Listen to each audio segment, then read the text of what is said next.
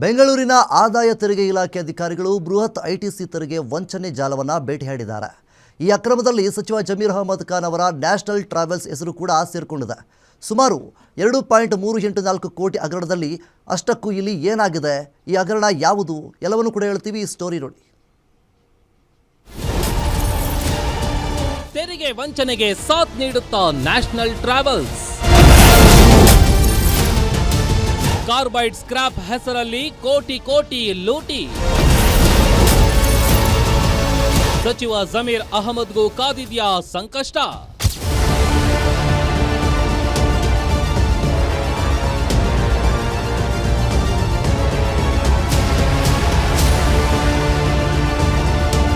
ಸಚಿವ Zameer ಅಹಮದ್ಗೆ big shock ಕಾದಿದ್ಯಾ ಅನ್ನೋ ಮಾತುಗಳು ಕೇಳಿಬಂದಿದೆ. ಅದಕ್ಕೆ ಕಾರಣ ಇದೊಂದು ದಾಳಿ. ಇಲ್ಲಿ ನೋಡಿ, ಇದು ಟಂಗ್ಸ್ಟನ್ ಗೋಡೌನ್. ಇದರಲ್ಲಿ ಅಕ್ರಮ ನಡೆದಿದೆ ಅಂತ ಅಧಿಕಾರಿಗಳು ದಾಳಿ ನಡೆಸಿದ್ದಾರೆ.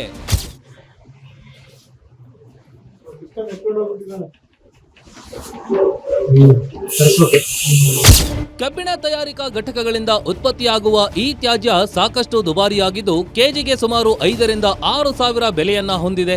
ಇವುಗಳನ್ನ ಹೊರ ರಾಜ್ಯಕ್ಕೆ ಸಾಗಾಟ ಮಾಡಿದ್ದೇವೆ ಎಂದು ನಕಲಿ ದಾಖಲಾತಿಯನ್ನ ಸೃಷ್ಟಿಸಿ ಸುಮಾರು 2,384 ಕೋಟಿಯಷ್ಟು ಇನ್ಪುಟ್ ಟ್ಯಾಕ್ಸ್ ಕ್ರೆಡಿಟ್ ಅನ್ನ ಪಡೆದಿದ್ದಾರೆ. ಇದೇ ಆರೋಪದ ಮೇಲೆ ಹುಸೇನ್ ಬೇಗ್ ಹಾಗೂ ಸಲೀಮುಲ್ಲಾ ಬೇಗ್ ಎನ್ನುವವರನ್ನ ಅಧಿಕಾರಿಗಳು ಅರೆಸ್ಟ್ ಮಾಡಿದ್ದಾರೆ.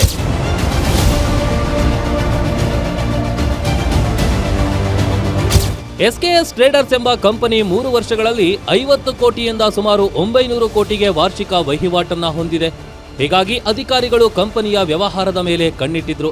ಕಳೆದ ಜನವರಿಯಲ್ಲಿ 1,464 ಕೋಟಿ ವಹಿವಾಟು ಸಂಬಂಧ ಇವರನ್ನ ಅಧಿಕಾರಿಗಳು ಬಂಧಿಸಿದ್ರು. ಈಗ ಮತ್ತೆ ಜಿಎಸ್ಟಿ ಕಾಯ್ದೆಯಡಿ ಆರೋಪಿಗಳನ್ನ ಅಧಿಕಾರಿಗಳು ಬಂಧಿಸಿದ್ದಾರೆ. ಪ್ರಕರಣದ ಸಂಬಂಧ ಬಂಧಿತರ ಸಂಖ್ಯೆ 7ಕ್ಕೆ ಏರಿದೆ. ಸುಮಾರು 72 ನಕಲಿ ಸಂಸ್ಥೆಗಳಿಂದ ವಹಿವಾಟು ಪತ್ತೆಯಾಗಿದ್ದು, ಇನ್ನುಳಿದ ಆರೋಪಿಗಳಿಗಾಗಿ ಅಧಿಕಾರಿಗಳು ಬಲೆ ಬೀಸಿದ್ದಾರೆ.